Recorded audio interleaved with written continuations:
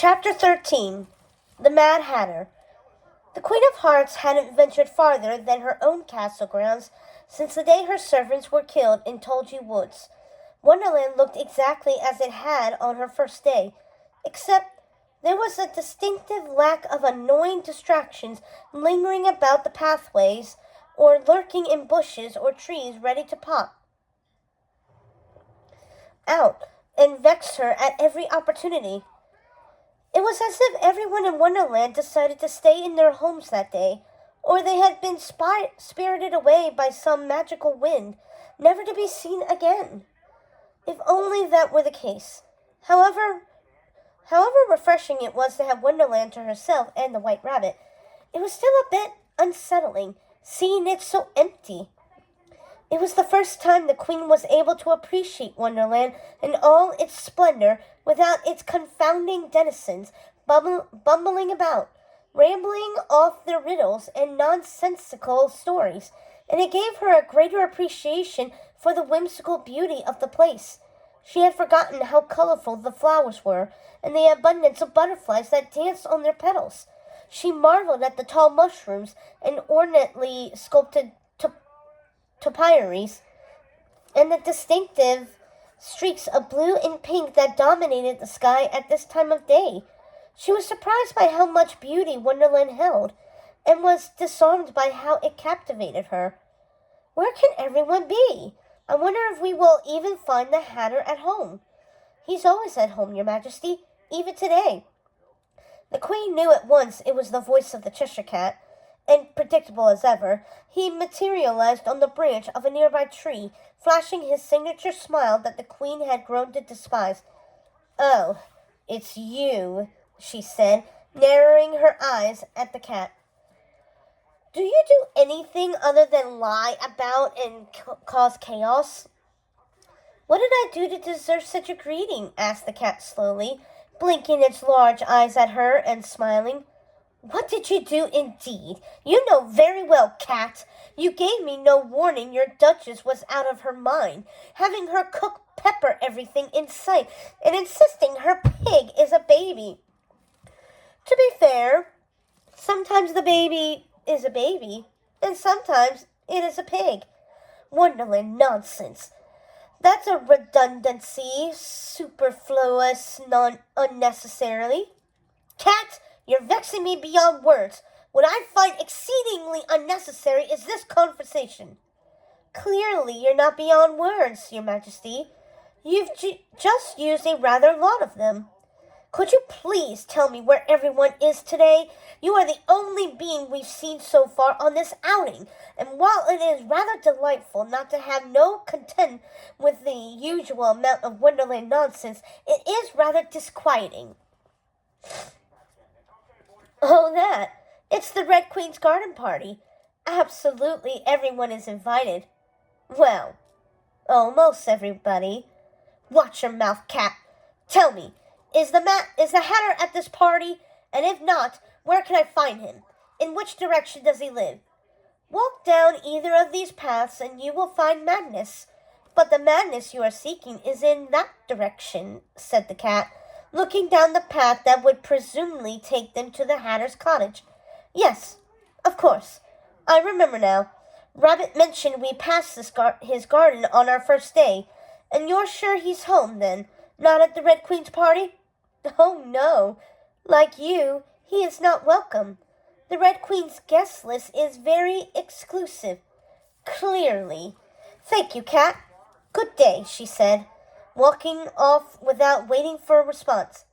"That was delightfully abrupt," said the rabbit, his whiskers twitching in amusement. "Oh, Rabbit, haven't you learned? The less time we take to speak with the inhabitants of this wretched land, the less agitated we will become. Now, let's go." "You seem awfully agitated to me, and why shouldn't I be?" she said, stopping to make sure the Cheshire Cat was out of sight. "The nerve of the Red Queen having a garden party and not inviting me! And why does everyone go to her parties and not mine?" "Would you mind if I asked an impertinent question, Your Majesty?" "Of course not. And since when do you need my permission to ask me anything? Do you really mind that the inhabitants of Wonderland don't want to be your friends? Truly? They don't seem like your sort at all. Never mind they're unlike anyone you'd care to spend your time with. If I'm going to be completely honest, it just all seems terribly unjust. Them deciding who they think I am without getting to know me. All on the word of the Duchess. But you're right, Rabbit. They don't seem like the sort I associate with. I suppose I just felt I should make an effort, because I am the Queen. There is wisdom in that, my Queen. I just hate to see you needlessly upset over not being invited to a garden party that you'd loathe attending. Too right, Rabbit. And it's lucky for us this Hatter seems to have some sense, getting himself excluded from their haughty gatherings as well.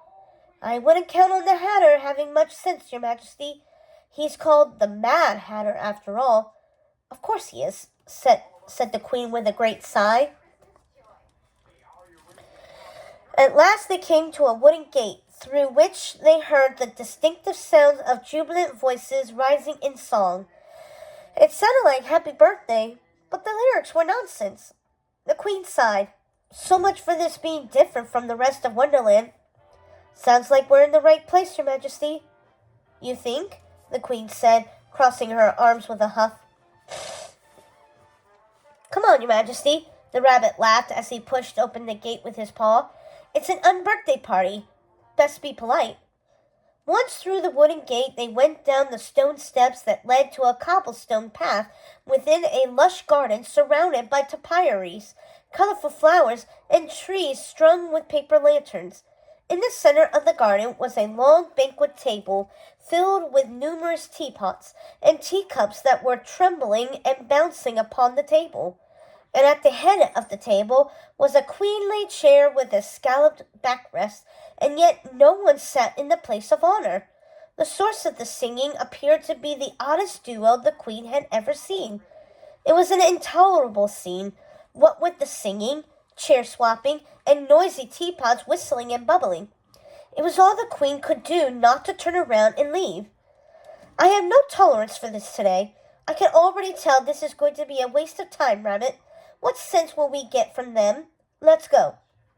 Are you still spiky about the Red Queen's party? I don't understand why, whispered the Rabbit, giving her one of his famous looks as they stood back, watching the Hatter and March Hare. They were so taken by their own company, they didn't realize the Queen and Rabbit had arrived. Your Majesty, I thought the idea of attending a tea with those biddies sounded intolerable, so why are you so upset? Because the Red Queen never apologized. Her dragon ate my servants. I've been blaming myself since told you would, and the only thing I'm to blame for is not confronting the Red Queen. Shh! Keep your voice down. Don't shush me, Rabbit. Remind me, why are we here? Clearly we will get no answers from these skylarking fools. Shh! You don't want to offend them. Did you just shush me, Rabbit? Right after I expressively forbade it? These fools wouldn't know an insult if it jumped out of a teapot and knocked them off their chairs. I assure you we would, Your Majesty, said the Hatter. I would invite you to join us, but there is no room at the table. The Hatter wasn't at all what the Queen expected. He was an older man with a large nose, buck teeth, and tufts of wild white hair sticking out of the sides of a green top hat that matched his trousers. She couldn't take her eyes off his blue bow tie, which clashed with his mustard brown jacket. Nope, no room at all, the protest came from the March Hare this time. His eyes were overly large and wild. He wore a baggy red jacket, a bow tie, and brown trousers. Nonsense, there is plenty of room, said the Rabbit, leading the Queen to the elaborate chair at the head of the table and pulling it out for her. But it's rude to join us uninvited. The March Hare's eyebrows looked almost sinister as he pointed at the Rabbit and Queen. It was hard to tell if he was serious or just having a lark. It's very, very rude indeed, said the Hatter. Very, very, very rude. Remind me to get the Hatter a thesaurus. This is past bearing, Rabbit. I didn't want to come here at all, but the fact that they won't allow us to join them is infuriating. The Queen threw her hands over her head as she paced along the cobblestones that flanked the long dining table, then stopped and looked the Hatter in the eye. Now listen here, Cuckoo. I am your queen, and if I want to take tea with you, then I shall. No one likes our singing.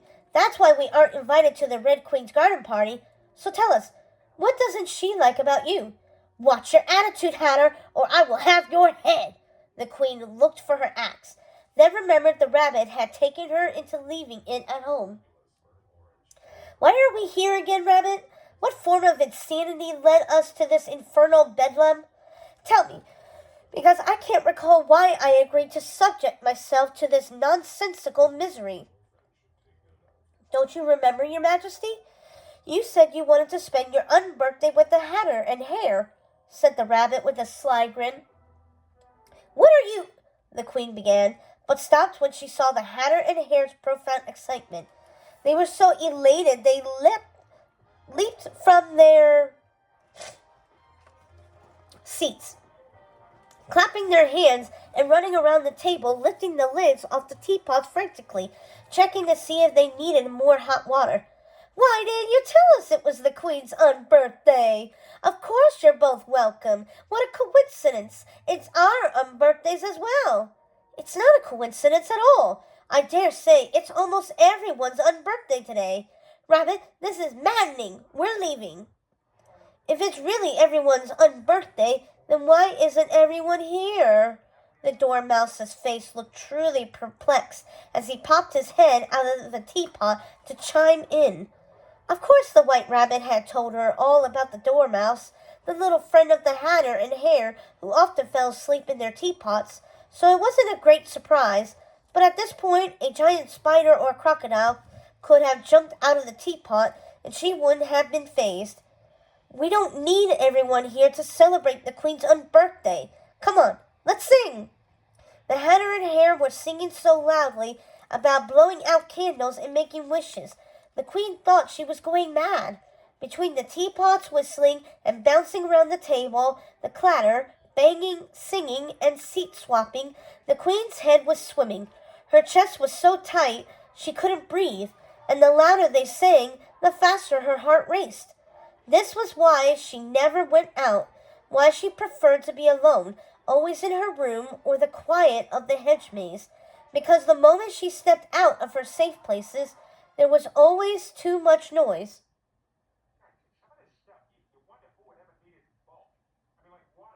She couldn't hear herself think, and it was hard to speak her mind, whirling with what she wanted to say. And no matter how politely she tried to say it, it always came out sounding rude. This, in turn, made her so angry she would scream or, worse, cry uncontrollably. Today, it would seem, would be a screaming day. Shut up before I go mad! She didn't even recognize the voice that came out of her own mouth. She didn't know she was going to scream at them until she did, but it just burst out of her like thunder, frightening her as much as it frightened everyone else at the table. I think what the Queen of Hearts meant to say was that we came here today for a reason other than her unbirthday. Please stop talking about me as if I am not here, Rabbit, and stop telling them what I meant to say. I said exactly what I meant. Now listen, you exasperating, tea-drinking flibbergibbets. We did not, in fact, come here to celebrate anything with you, not my unbirthday or anything else. We came here to see what you know about the White Queen. Though now that we're here, I cannot fathom why. But since we seem to be prisoners of your mad tea party, a tea party, I might add, where the hosts have served us no tea or cake, we might as well get your thoughts, such as they are, on this mad woman who calls herself the White Queen. The Hatter didn't seem to understand what the Queen was asking, and she could tell by the look on the rabbit's face he didn't want to speak for her for fear of angering her, so she rephrased her question. We understand the White Queen has punished you for crimes she predicted you would do in the future. Is this true? Oh, yes, many times. And did you go on to commit those crimes? Asked the Queen. Of course not, said the Hatter. Then why did you deserve the punishment? Oh, this is just more Wonderland nonsense. The Queen slammed her fist on the table so hard everyone jumped out of their seats. The Dormouse's teapot tipped over, causing the mouse to topple out of the pot. There is no use in trying to make sense out of nonsense. It would just drive you mad, said the Hatter, who was now looking at something behind the Queen as he spoke to her. What it was the Queen did not know or care. For all she knew, it was some sort of dancing animal bent on vexing her. We will all come to accept this is just what the White Queen does. She arrests people for crimes she sees they will do in the future. Whether they do the crime or not is of little consequence because, you see, they have already suffered the consequences, said the Hatter. Something in that madness made sense to the Queen. They were paying the price for their crimes ahead of time. Then why didn't you commit the crime if you already paid the price? Because I had time to think about it. I changed my mind. Maybe with time you will change your mind as well, the Hatter said with a strange smile as the Queen felt herself being yanked from her seat roughly. This is lunacy! Pure madness! It is comprehensible pandemonium! Unhand me! I am the Queen of Hearts! I will not be queen-handled by walking chess pieces! I will have your head for this! The Queen was flailing her arms and legs, kicking and punching the guards. And unhand my rabbit! How dare you touch him! She said as the guards dragged her, the Hatter, and the rabbit out of the garden. I will have everyone's heads for this! You mark my words! That's exactly why you are under arrest, said the guard, by order of the White Queen.